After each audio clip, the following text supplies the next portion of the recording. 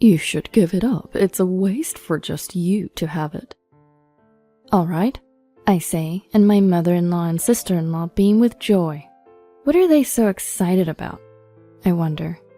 A month later, I get a frantic call from my sister-in-law. Wait, what's going on? There are strangers living in the house.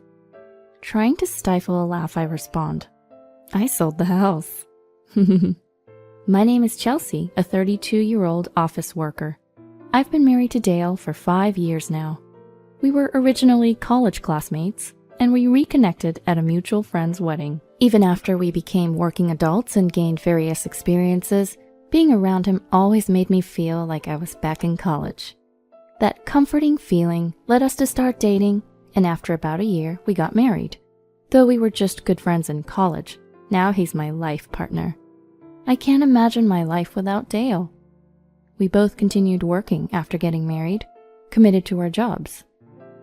We decided when we got married to not overburden ourselves with household chores. So when we're tired, we're totally fine with grabbing some ready-made meals, and we're all about using frozen foods.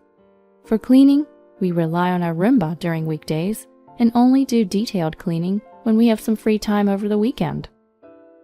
We have a washer and dryer combo, so by morning our everyday clothes like t-shirts are ready to wear.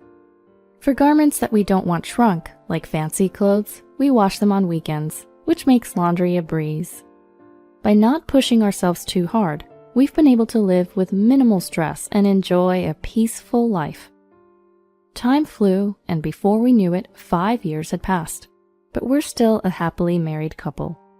But even so, married life comes with its challenges. Our main concern has been my mother-in-law, Ellen. You better show up at the family gathering this year. Well, work's busy, so I'm not sure, but if we can make it, we will. You say that, but you're planning not to come, aren't you? You're so rude. You're no son of mine. Oh, she hung up. Since Dale had the call on speakerphone, Ellen's angry voice filled our home. She's being hysterical, isn't she? Seriously, is she completely clueless as to why we deliberately don't attend? Dale had always struggled with Ellen, his mother, too. The root of it, Ellen had always favored his sister Luella over him since they were kids. Luella was drop-dead gorgeous. Wherever she went, people couldn't help but compliment her beauty. Even when she was little, just walking around with Luella would get them stopped by a bunch of people. Ellen reveled in her daughter Luella's looks. On the other hand, while Dale wasn't unattractive, he looked pretty average. As a result, Ellen showered affection solely on Luella. It didn't matter what Dale did.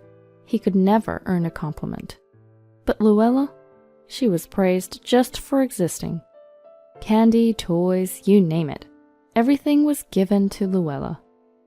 When their father was around, he would try to level the playing field, but he was often away on business, leaving the children with their mother. As a result, Dale often felt incredibly lonely, and that dynamic hasn't changed, even now that Dale is an adult. Luella is incredibly beautiful. Dale, on the other hand, is such a letdown. If only he had landed a job at a big company, he could have saved face, Ellen would say. True, the company Dale joined wasn't well known back then. However, now it's a thriving business. Dale has always been someone who isn't swayed by titles. He's driven by passion. So during job hunting, he researched various companies and applied only to the ones that genuinely interested him. As a result, he's happy at his job and even works as a department head at 32. He earns significantly more than his peers at larger companies, and most importantly, he isn't stressed about money. But Ellen? She only cares about appearances, so she's clueless about Dale's actual achievements. Both Dale and I used to attend family gatherings, but since Dale's father passed away 3 years ago, we stopped going. He was our only ally. Now going to those gatherings means enduring abuse from Ellen and contempt from Luella. We do our best to avoid contact with Ellen, but she keeps trying to interfere in our lives. She's even shown up unannounced at our house. During such times, Dale would lock the door and tell her to leave. She'd then yell for a while, but eventually leave when Dale warned her he'd call the police on her.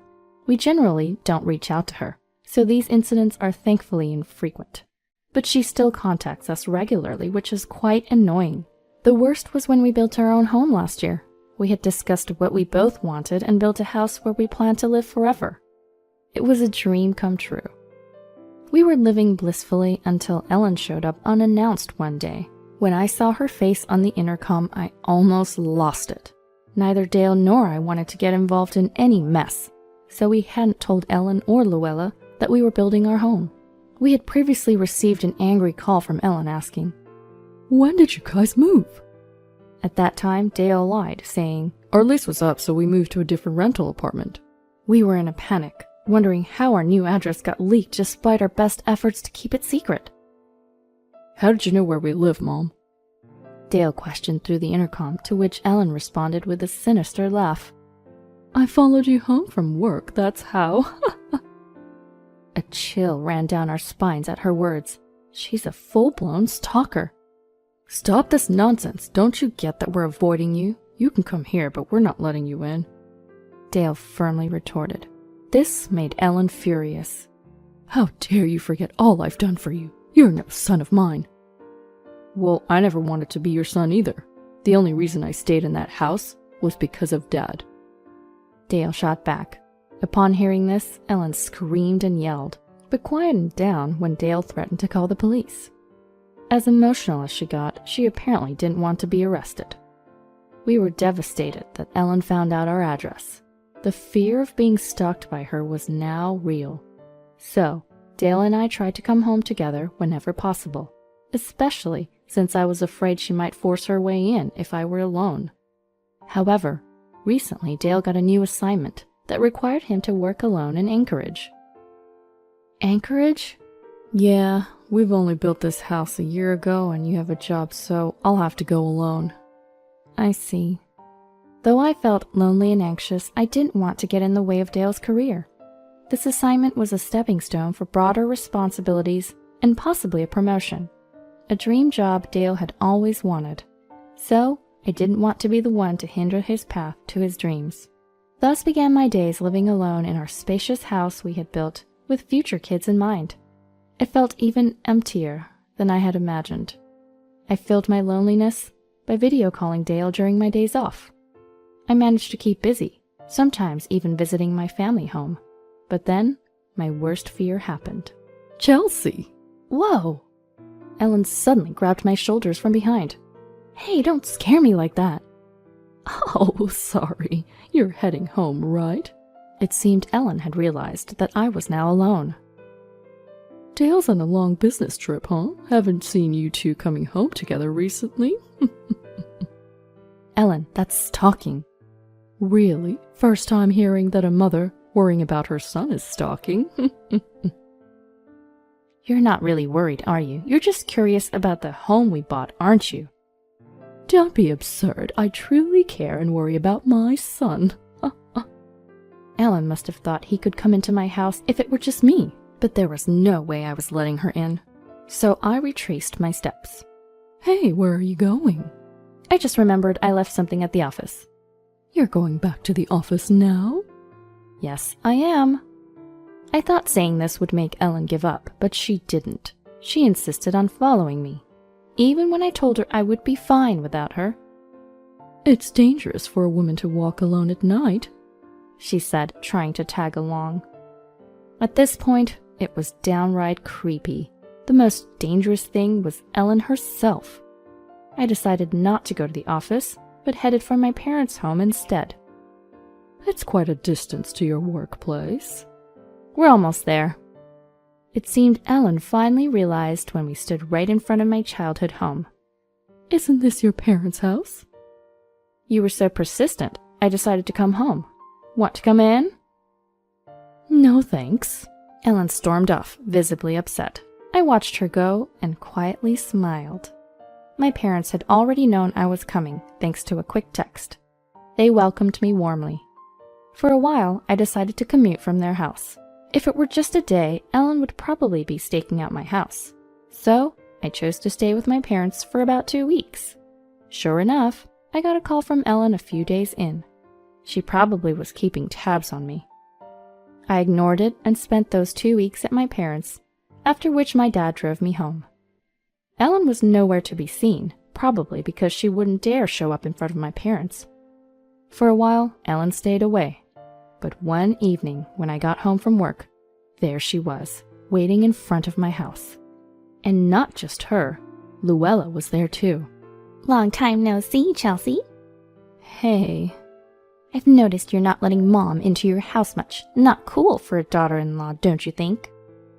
And while checking out the exterior of the home I share with Dale, they said, Such a big house. It's totally wasted on Dale. Right? I think it'd be great for you and your husband to live in, Luella. What? What are these people even talking about? I've decided that from now on, this house will be for me and my husband. Dale still isn't back, so he's probably on some sort of solo work assignment, right? Whether he's on a long business trip or whatever, it doesn't matter. This house deserves someone as fabulous as me living in it. You're wasting it all by yourself. Hand it over. That's what Luella had the nerve to say. How much self-confidence does she have? But at that moment, an idea popped into my head. If you feel that strongly about it, let me consult with Dale. I took out my phone and called Dale, making sure to step away so Ellen and Luella couldn't hear. I told Dale the situation as well as the idea I'd just had. He was surprised, but said that if I was okay with it, then he was too. I hung up and returned to where Ellen and Luella were. You're right, perhaps the house would be better off in other hands. At this, Ellen and Luella beamed with delight. Congrats, Luella. Oh my gosh, getting a house like this is amazing. Now I can finally come over and visit this place. What are they even celebrating about? I locked the front door as I went inside, ignoring them. Hey, we're moving in next month. Make sure you're gone by then. With that, Luella and Ellen left. I immediately proceeded with the plan I had discussed with Dale. With help from my dad, everything went smoothly. It was hectic, but the outcome was exactly as I'd hoped. A month later, I got a frantic call from Luella. What the heck is going on? There are strangers living in the house. Suppressing a chuckle, I replied, I sold the house. What? Someone interested in real estate investment bought it. My dad's acquaintance from a real estate firm took care of it. They found a buyer right away, so I don't know anything about the current occupants. How could you sell it without telling me? Actually, I did consult with Dale before selling. That's not the point. We were supposed to move in. You even agreed. I only agreed that the house might be better off with someone else. Never said it would be you, Luella. Are you kidding me? We've already canceled our apartment lease. That doesn't matter to me. The one who moved here under a misunderstanding is you, Luella, right? Usually you'd buy the place, right? Do you actually think you can just waltz in and live here for free? Are you taking life too lightly or something? Oh, stop lecturing me. Look, I'm not even wasting my time lecturing you. I'm just stating what I think about your situation, Luella. You've been coddled by a mom who would stalk people and barge into their homes. So I guess it's not surprising you turned out this way. Ugh, you're so annoying. Feel free to be annoyed, but do you hear that? Sounds like a police siren. Luella, are you already making a scene in front of a house that's already owned by someone else? What? No, wait. We moved here. Seems like the police had been called on my sister-in-law and her husband. I had hung up the call by then, but from what I heard from the neighbors, Luella kept insisting that it was their house. However, the person inside the house showed the land deed, proving it was Luella's, and they were then taken away by the police. Ellen rushed to the police station and managed to get them temporarily released. But Luella was severely shaken by the experience. What's worse, word spread quickly, and Luella started receiving mocking texts, which apparently damaged her emotionally. She began to blame Ellen for everything, and their relationship hit rock bottom. Since they no longer had a home, they had no choice but to move into their parents' house. The atmosphere was incredibly awkward, living there as a trio. But it seems like Luella's husband couldn't take it anymore and ended up having an affair about a month later. Now, Luella and he are in the midst of a messy divorce. As for me, I sold my house and moved to Anchorage to start a life with Dale. I had planned to quit my job and find a new one locally, but got approval to work remotely. So now I'm juggling household chores and welcoming Dale home every day while working from home. Being able to spend time together as a couple makes me realize how happy we can be, no matter where we are. I cherish my time with Dale and look forward to spending the rest of my life with him.